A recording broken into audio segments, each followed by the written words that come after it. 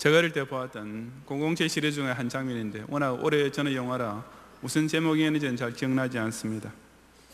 하여튼 그 영화 끝부분에 가면 어떤 악당이 마지막 코너에 몰리게 되면서 그가 바다 한가운데 설치해 놓았던 엄청난 규모의 기지, 물에 뜰 수도 있고 잠수할 수도 있는 초대형 해상기지가 영국 해군으로부터 공격을 받게 됩니다. 이제 명령만 내리면 포탄과 의뢰를 집중적으로 발사해서 그 악당의 본기지를 바다 속에 수장시켜버리고 모든 것을 완전히 끝내버릴 수 있는 찬스를 얻게 된 것이었습니다. 하지만 물론 영화가 그렇게 끝나면 싱거울 수밖에 없습니다. 의뢰 그렇듯이 그 악당 기지에는 주인공 제임스 본드의 여자친구인지 애인인지 하는 여주인공이 아직 붙잡혀 있습니다. 그리고 제임스 본드는 해군 함장에게 자기가 그 기지에 침투해서 그녀를 구출해낼 시간을 달라고 요구하는 것입니다.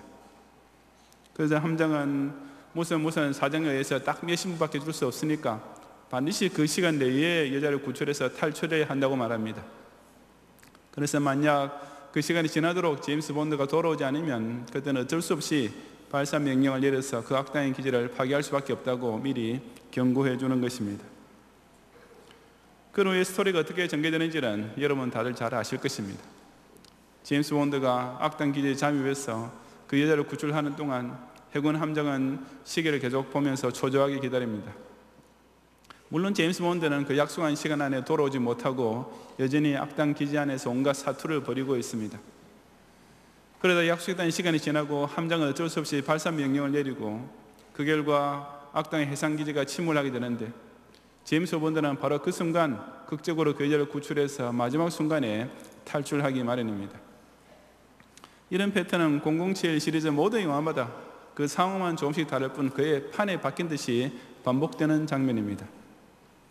하여튼 그런 상황에서 긴박감을 더해주는 요소는 바로 악당에 대한 최후 공격에 앞서서 여주인공을 구출하기 위해 제임스 본드에게는 제한된 시간만 허용되며 딱 그 약속한 시간 동안만 악당에 대한 공격이 잠시 중단된다는 사실입니다. 그리고 그것은 바로 하나님의 구속사의 마지막 장면에서도 똑같이 나타나는 일이기도 한데 바로 오늘 본문이 그런 극적인 장면을 보여주고 있습니다. 아시다시피 요한계시록은 예수님께서 역사와 인류의 종말에 벌어지게 될 일을 사도 요한에게 특별 계시로 보여주신 내용입니다. 그 중에서 오늘 읽은 7장 앞에 나오는 6장과 뒤에 나오는 8장을 보면 바로 어린 양이 7인을 하나하나 떼실 때마다 나타나는 사건들이 이어집니다. 그런데 보면 6장에서 그중 6개의 인들이 떼어졌고 마지막 7번째는 8장에서 떼시게 되는데 바로 그 사이에 이 7장이 불쑥 들어가 있는 것입니다. 그래서 어떤 사람들은 이 7장이 앞장과 뒷장의 문맥에서 전혀 벗어나는 뭔가 잘못된 삽입처럼 해석하기도 하는데 이것은 물론 아주 잘못된 것입니다. 실제로 이 7장은 그 전후 문맥에서 아주 중요한 포인트를 보여주는 것으로서 그 요점은 6장 제일 마지막 절을 보면 힌트를 얻을 수 있습니다. 6장 17절을 보면 그들의 진노의 큰 날이 이르렀으니 누가 능히 서리요 하더라고 했습니다. 저 6장에서는 인류 역사에 이어지는 여러 가지 전쟁과 기근과 공포스러운 사건들이 이어서 마지막 대환란이 등장합니다.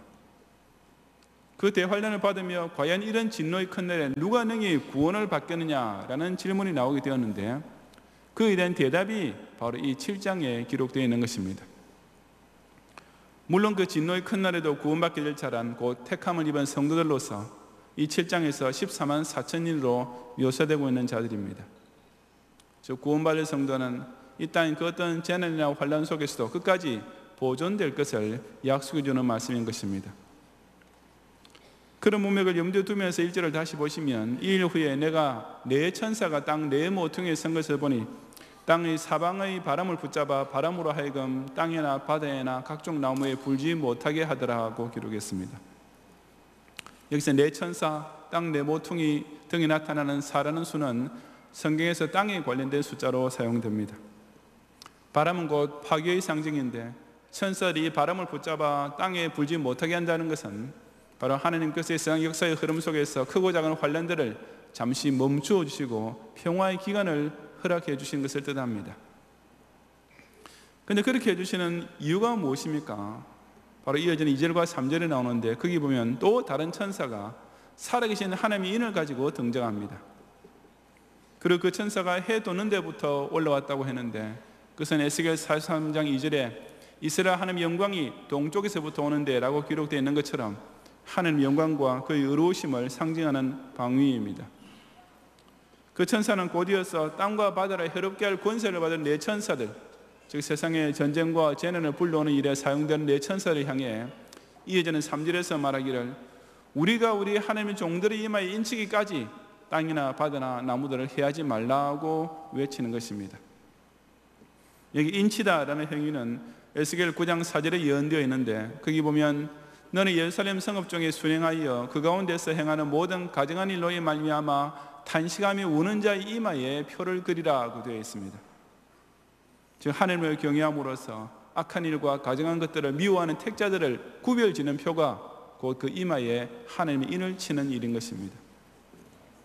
그처럼 택자의 이마에 하나님의 인을 치기 위하여, 즉 택자로 하여금 마지막 한 명 이르기까지 꼭 구원의 확신을 얻고 천당 소망을 지키게 만들 시간을 벌어주기 위해서 그 네 천사들이 땅 사방의 바람을 붙잡고 있는 상황입니다. 그들은 분명히 땅과 바다를 해롭게 할 권세를 받은 천사들이요, 또 그 사명을 수행해야 할 사역자들이지만 하나님께서 그들의 활동을 잠시 제한시키고 중지시키셨기 때문입니다.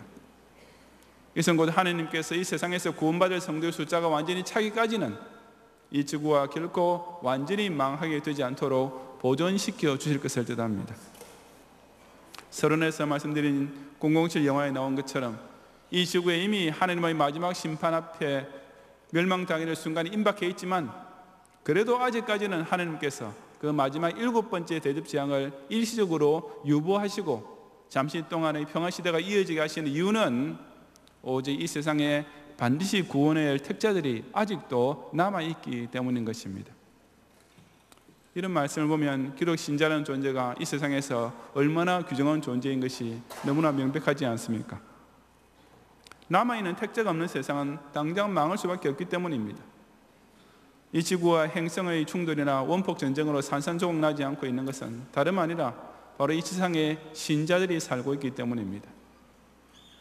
이 인류 사회가 세계대전만 해도 2번씩이나 치렀고 그 외에도 생태계 파괴나 공해 때문에 온갖 위기를 맞이하고 있음에도 불구하고 지금껏 망하지 않고 존속하고 있는 이유는 하나님께서 반드시 구원해내실 14만 4천의 숫자가 아직은 완전히 채워지지 않았기 때문인 것입니다. 그렇다면 지구와 역사가 존재하고 있는 이유는 너무나 분명한 것이며 우리 각 사람이 자신의 인생을 통해 완성할 목적도 너무나 뚜렷한 것이 아니겠습니까? 바로 택자 구원 완성, 이것만이 세계사가 이어지고 있는 이유이며 택자 구원 사명, 이것만이 저 여러분이 아직도 죽지 않고 살아있는 목적인 것입니다. 실로 저와 여러분은 하나님께서 땅의 네 모퉁이에 서 있는 천사들로 하여금 사방의 바람을 붙잡아 땅이나 바다나 각종 나무에 불지 못하게 하시는 잠시 동안의 평화시대를 살고 있습니다. 북한의 독재자가 정신만 헷가득 돌아가도 핵미사일이 그야말로 불벼락처럼 우리 머리 위에 떨어질 수밖에 없는 불안한 대치 상태에 있으면서도 하나님께서는 반세기 이상이나 조국의 안보를 지켜주지 않으셨습니까?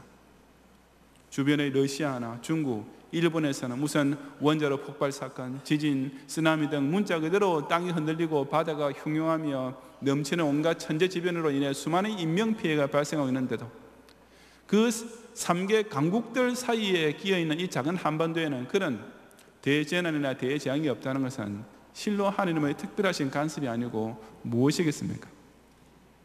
그리고 그 이유, 하나님께서 의도하시고 우리에게 기대하시며 요구하시는 바는 너무나 분명합니다.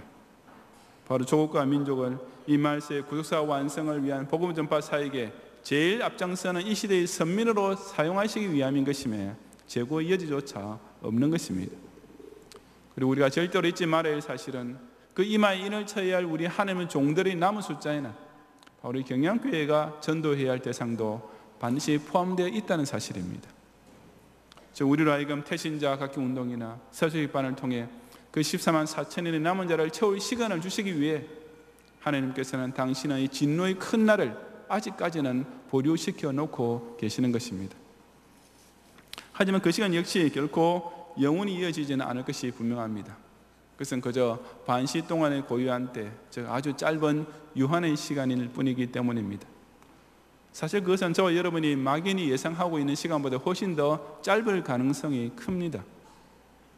어쨌든 우리는 그 진노 유보의 시간이 얼마나 남아있는지 알 수 없기 때문에 더욱 긴박하게, 정말 제임스 본드가 여자 주인공을 구출하는 것보다 훨씬 더 민첩하게 우리에게 맡겨진 천하보다 더 귀한 한 영혼을 구원하기 위해 그야말로 분초를 아끼고 마지막 피치를 올리면서 최선을 다해야 마땅하지 않겠습니까? 하느님의 진노의 큰 날은 이미 카운트다운을 할 정도로 임박했지만, 그럼에도 불구하고 심판주 되신 어린 양 예수님께서 마지막 7번째 인을 떼시지 않고 계시는 이유는 오로지 아직 남아있는 구원받을 종들이 이마에 한 명도 남김없이 인을 칠 수 있는 시간을 주고 계시는 것임을 깨닫고, 하나님께서 천사를 시켜 환란의 바람을 붙잡아주고 계시는 이 잠시 동안의 평화시대에 맡기신 구령사역을 위해 끝까지 충성을 다하는 모든 세속반 봉사자들과 경양의 성도들이 되시기를 주님의 이름으로 축원합니다.